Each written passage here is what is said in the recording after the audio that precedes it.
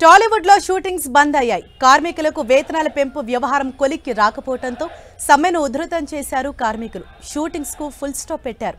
అవసరమైతే నిరాహార దీక్ష చేస్తామంటున్నారు. పలు దఫాలుగా చర్చలు జరిగినా వివాదం తీరలేదు. కార్మికులేమో లేబర్ కమిషనర్ను కలిస్తే నిర్మాతలు ఇండస్ట్రీ పెద్దలను కలిశారు. ఇప్పుడు నిర్మాతలు తెలుగు రాష్ట్రాల ప్రభుత్వ పెద్దలను కలిసేందుకు సిద్ధమయ్యారు. తెలంగాణ సినిమాటోగ్రఫీ మంత్రి కోమటిరెడ్డి వెంకటరెడ్డిని కలుస్తామని కార్మికులు చెప్పగా ఇవాళ 12 గంటలకు నిర్మాతలు ఏపీ మంత్రి కందుల దుర్గేష్ను కలిసేందుకు సిద్ధమయ్యారు.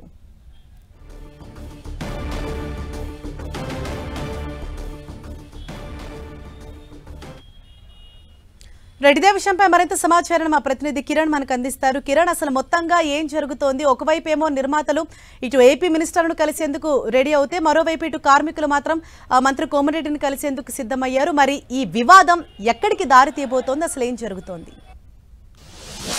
సమ్మె 7వ రోజుకు చేరుకోవడం, కార్మికుల సమస్యల సంబంధించి కూడా పరిష్కారం చూపేందుకు ఎవరు ముందుకు రాకపోవడంతో సమ్మె ఉధృతం చేస్తున్నట్టు ఇప్పటికే కార్మిక సంబంధించిన సంఘాల ఫెడరేషన్ నాయకులు కీలక ప్రకటన చేసిన పరిస్థితి కనిపిస్తుంది. ఈ రోజు నుంచి కూడా అన్ని షూటింగ్స్ బంద్ చేస్తున్నామంటూ కీలక ప్రకటన విడుదల చేసిన పరిస్థితి కనిపిస్తుంది. గడిచిన కొద్ది రోజులుగా ఇటు ఫెడరేషన్ సంబంధించిన సమ్మెకు సంబంధించి కూడా ఇటు టాలీవుడ్ సంబంధించిన ప్రముఖులు, ముఖ్యంగా ఇటు ప్రొడ్యూస్ సంబంధించిన గిల్డ్ సంబంధించిన నేతలు కూడా ఫిలిం ఛాంబర్ ప్రతినిధులతో ఎప్పటికప్పటికి భేటీ అవుతున్నారు. ఇక తాజాగా ఇటు టాలీవుడ్ని షేక్ చేస్తున్న, తీవ్ర ఇబ్బందులకు గురి చేస్తున్న కార్మికుల సమ్మెకు సంబంధించి కూడా ఇటు తెలుగు ఇండస్ట్రీకి సంబంధించిన 13 మంది బడా నిర్మాతలు కూడా మరికొద్ది సేపట్లో ఏపీ ఫిలిం ఇటు సినిమాటోగ్రఫీ మంత్రిని కలవబోతున్నారు. అందుకు సంబంధించి కూడా ఇప్పటికే అపాయింట్మెంట్ కోరినట్టుగా తెలుస్తుంది. మధ్యాహ్నం 12 గంటలకు ఇటు టాలీవుడ్లో కీలకంగా చెప్పుకోబోతున్న 13 మందికి సంబంధించిన నిర్మాతలంతా కూడా కలవబోతున్నారు. ఇప్పటికే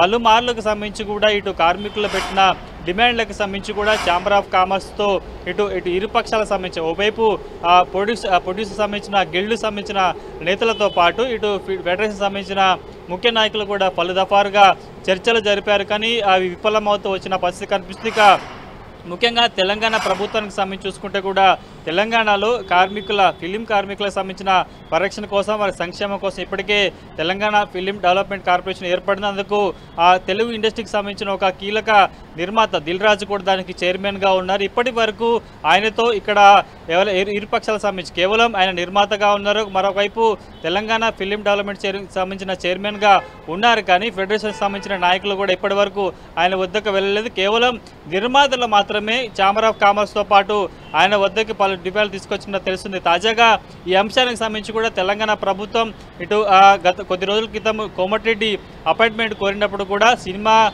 ఫెడరేషన్ సంబంధించిన కార్మికులు లేవనెత్తున్న డిమాండ్లకు సంబంధించి కూడా న్యాయమైనవి, వారి సమస్యలు పరిష్కరించాలని కూడా ఇప్పటికే కోమటిరెడ్డి కూడా చెప్పిన పరిస్థితి కనిపిస్తుంది. తాజాగా ఇరుపక్షాలు ఇటు ఒక అంశానికి ఒక అండర్స్టాండింగ్ వచ్చిన తర్వాత కూడా ఇటు ఎఫ్డిసి చైర్మన్ని కలిసేందుకు ప్రయత్నాలు చేశారు. అందుకు సంబంధించి గడిచిన కొద్ది రోజులుగా వీరిద్దరు కూడా కలిసి మాట్లాడుకున్న తర్వాత ఇటు తెలంగాణ ఫిలిం డెవలప్మెంట్ సంబంధించిన చైర్మన్ వద్దకి ఈ సమ్మె వివాదం కూడా వెళ్తున్నట్టుగా అందరూ భావించారు. కానీ తరచూ వీరిద్దరూ భేటీ అవుతుండడం, వీరికి సంబంధించిన షరతులు వాళ్ళు ఒప్పుకోకపోవడం, వారు కొన్ని డిమాండ్లు పెట్టడంతో కూడా ఎప్పటికప్పటికి సమస్య జటిలమవుతున్నట్టుగా చెప్పుకోవాల్సి ఉంటుంది. తాజాగా 13 మంది తెలుగు ఇండస్ట్రీకి సంబంధించిన 13 మంది నిర్మాతలు ఏపీకి సంబంధించిన సినిమాటోగ్రఫీ మంత్రిని కలవడం కూడా కొంత చర్చనీయాంశంగా చెప్పి కేవలం ఇప్పటి వరకు హైదరాబాదు వరకే ఈ సమ్మె ఎఫెక్ట్ కనిపించిన నేపథ్యంలో తాజాగా 13 మంది సంబంధించిన బడా నిర్మాతలు ఏపీ పెద్దలను కలవడం కూడా కొంత చర్చనీయాంశంగా మారింది. కాబట్టి వారు ఏ అంశాలకు సంబంధించి కూడా వారు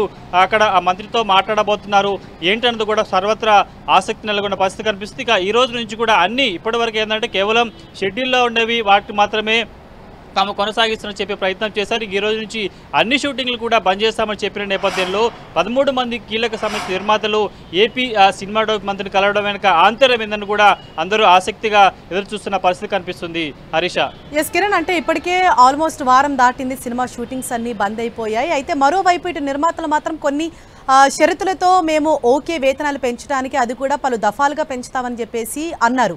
మరి దీనిపైన అసలు కార్మిక సంఘాలు ఏం చెప్తున్నారు? వారు వ్యక్తం చేస్తున్న అభ్యంతరాలు ఏంటి?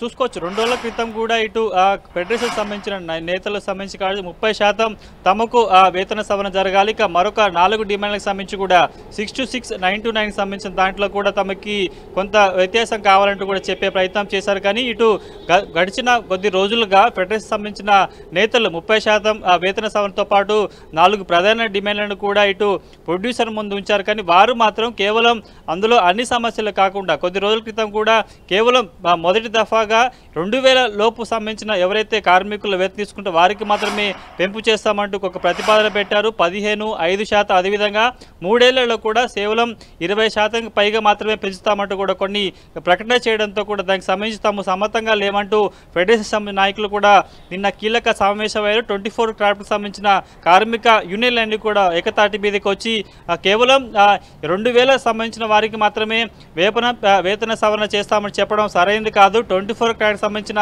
అన్ని యూనియన్లు కేవలం 2000 లోపు మాత్రం పెంచితే మాత్రం కేవలం 10 యూనియన్లకు మాత్రమే లబ్ధి చేకూరుతుంది. మిగతా యూనియన్లకు సంబంధించిన పరిస్థితి కార్మికుల పరిస్థితిని కూడా వారు కొంత పెదవిప్పిన పరిస్థితి కనిపిస్తుంది. కాబట్టి తాజాగా వారు పెట్టిన ప్రతిపాదనకి సమర్థించట్లేదేమంటూ కూడా చెప్పే ప్రయత్నం చేశారు. ఇక ఈ రోజు నుంచి అటు సమ్మెను ఉధృతం చేస్తాము, అన్ని షూటింగ్లు బంద్ చేస్తామంటూ కూడా కీలక ప్రకటన చేసిన నేపథ్యంలో దీనికి సంబంధించి కూడా వారు చెప్తున్న ప్రతిపాదనకు సంబంధించి కావచ్చు, వీరు లేవనెత్తున్న డిమాండ్లకు సంబంధించి కూడా ఎటు పొసకపోవడంతో కూడా సమ్మెలు అర్ధాంతరంగా సంబంధించిన చర్చలకు సంబంధించి కూడా అర్ధాంతరంగా ముగుస్తుంది. కాబట్టి దీనికి సంబంధించి ఏ విధంగా కొలికి తీస్తారు ఏంటన్నది మాత్రం చూడాల్సి ఉంటుంది. Thank you Kiran.